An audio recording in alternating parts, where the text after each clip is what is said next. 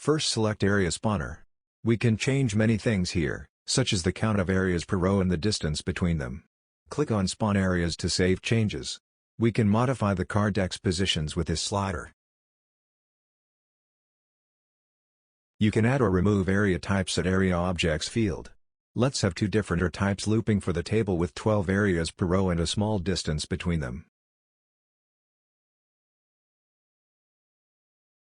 You can see how the areas change as I add another area type. It still loops the areas since there are more areas than area objects. You can see how easily you can create different boards for different purposes. Let's quickly set up a basic Monopoly-like board. Now we just add all of the area types and it's done.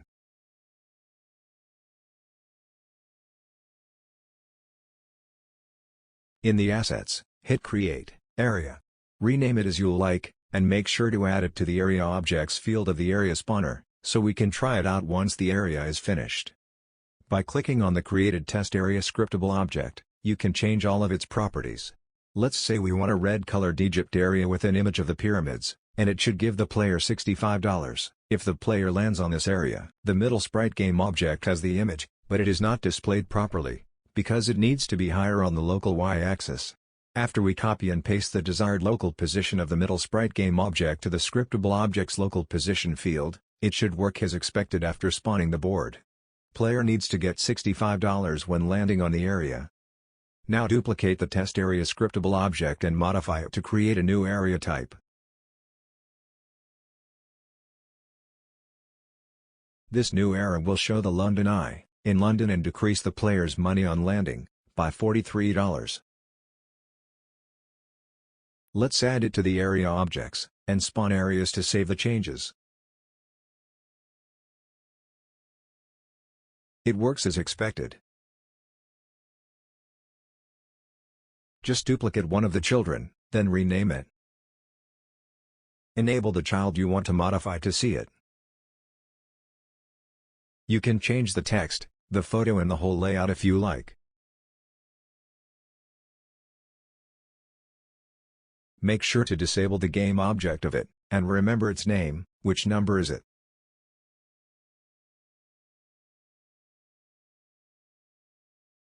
In this case it's 4, so in the start method, we set the big area type to robbery. Also need to add robbery to the enum list.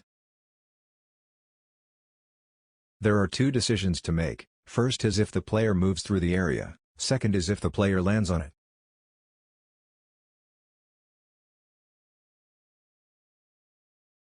You can decide what to do in each case.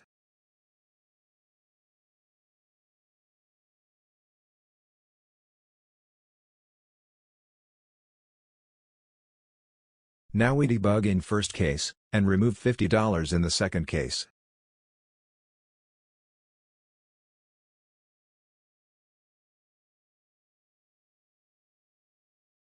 Now the player passed through the area, we can see the debug is working properly.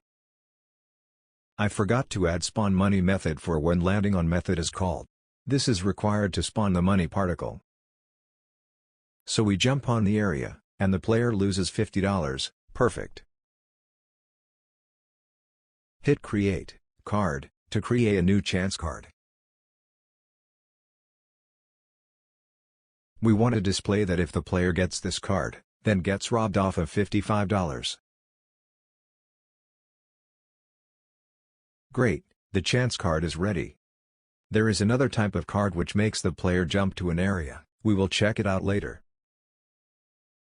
I create the community card by duplicating the chance card we just created, because they have the same properties, it's just that we need to reference them to different objects.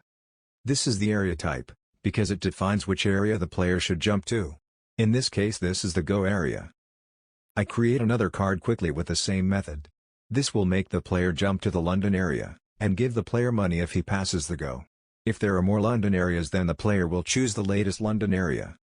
Here I just quickly set up community card area, and chance card area.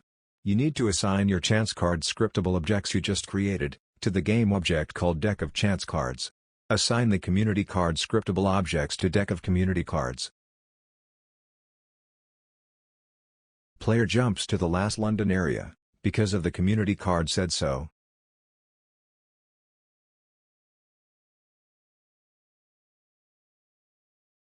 Now it jumped to go.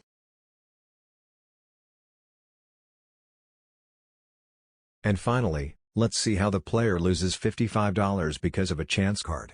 All of the cards work perfectly, just like we set them up.